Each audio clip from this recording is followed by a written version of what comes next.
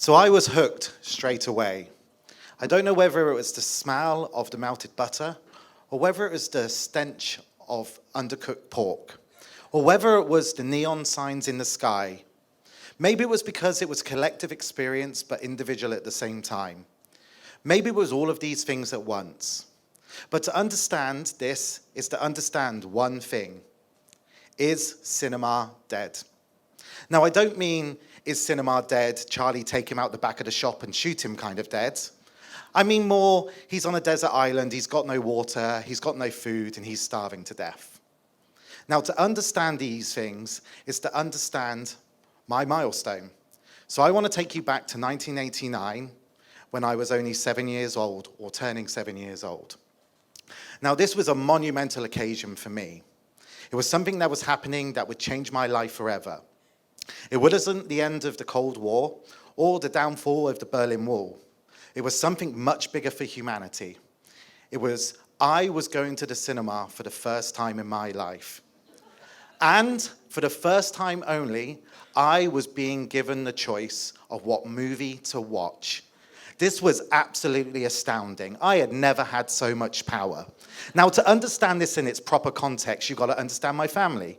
I come from a working class background with 5 kids. Of course, we never went to the movies. And then whenever we watched a movie at home, well, of course, it wasn't my choice. I'm 4th in the food chain. I'm very lucky if I even get to eat that day.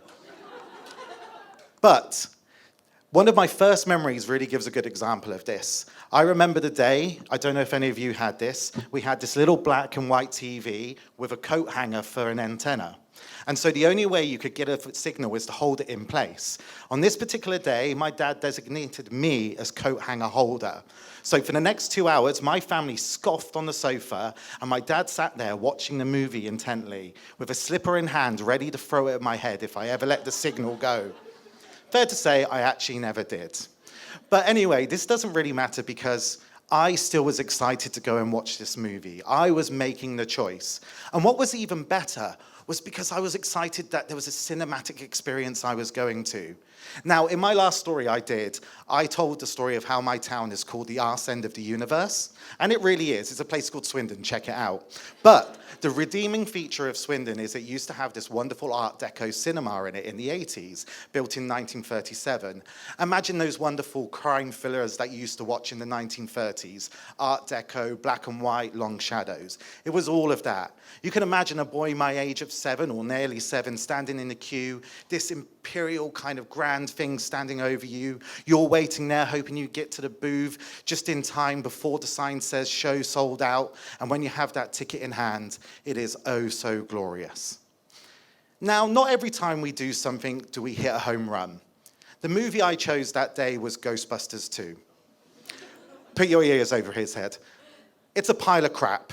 I have to admit, I chose badly that day. It is washed-up actors who've been doing coke for half a decade, not wanting to kind of go out and rehashing the first movie they've ever done.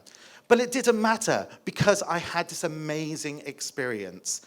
And what I love about this milestone is it's the milestone that keeps on giving. It's like it has baby milestones. My first date was going to the cinema to watch Toy Story 2 with Lydia Dobie. I found out about a week later she didn't know it was a date. I have a great friend, John Dawson, still. How I got to know him is he used to work at my local cinema and he used to let me in for free. I watched The Phantom Menace 6 times for free. That's 120 minutes I will never get back of my life again.